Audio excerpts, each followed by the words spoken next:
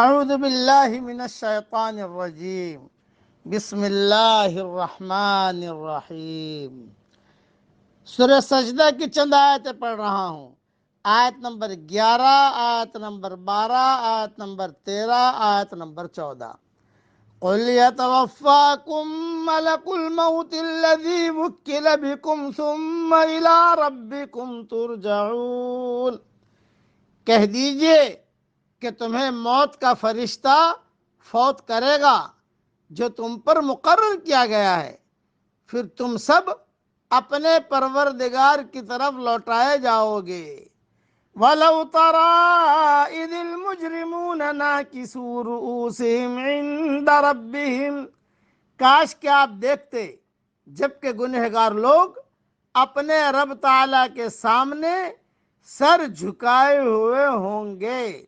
ربنا ابصرنا وسمعنا فرجعنا نعمل صالحا انا موقنون۔ کہیں گے کہ ہمارے پیارے رب، ہم نے دیکھ لیا اور سن لیا تو ہمیں واپس لوٹا دے، ہم نیک اعمال کریں گے، ہم یقین کرنے والے ہیں۔ وَلَوْ شِئْنَا لَآتَيْنَا كُلَّ نَفْسٍ هُدَاهَا، اگر ہم چاہتے تو ہر شخص کو ہدایت نصیب فرما دیتے۔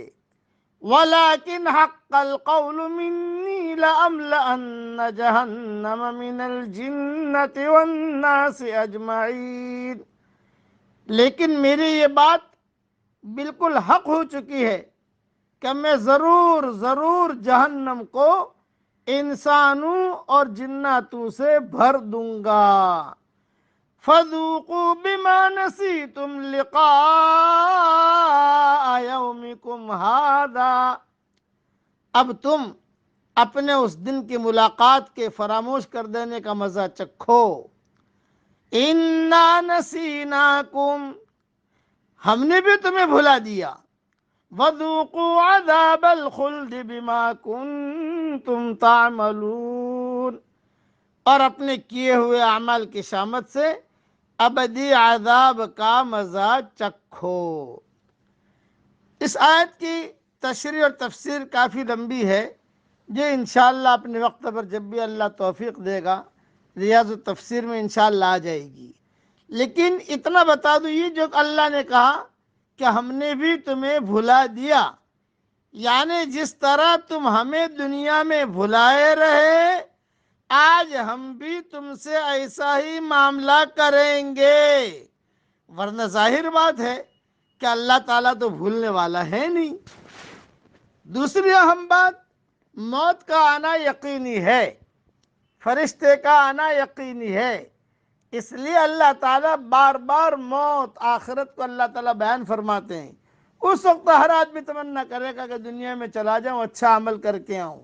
دوسری جگہ فرماتے ہیں حَتَّى إِذَا جَاءَ أَحَدَهُمُ الْمَوْتُ قَالَ رَبِّ ارْجِعُونِ لَعَلِّي أَعْمَلُ صَالِحًا فِيمَا تَرَكْتُ كَلَّا إِنَّهَا كَلِمَةٌ هُوَ قَائِلُهَا وَمِن وَرَائِهِمْ بَرْزَخٌ إِلَىٰ يَوْمِ يُبْعَثُونَ۔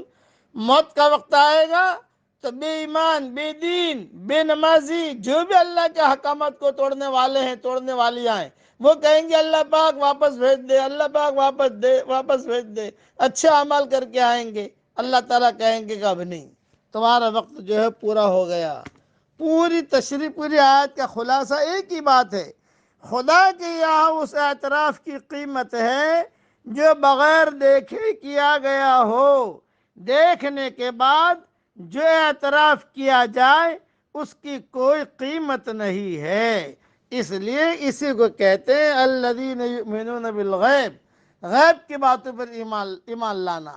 اللہ تعالی ہمیں ایسا ایمان نصیب فرمائے کہ اس کے بعد کفر نہ ہو، اور ایسی ہدایت دے کہ اس کے بعد گمراہی نہ ہو، اور ایسی عزت دے کہ اس کے بعد ذلت نہ ہو، اور ایسی ترقی دے کہ اس کے بعد تنزلی نہ ہو، اور اللہ ہم سب کو ایسا قرب دے کہ اس کے بعد اللہ سے دوری نہ ہو۔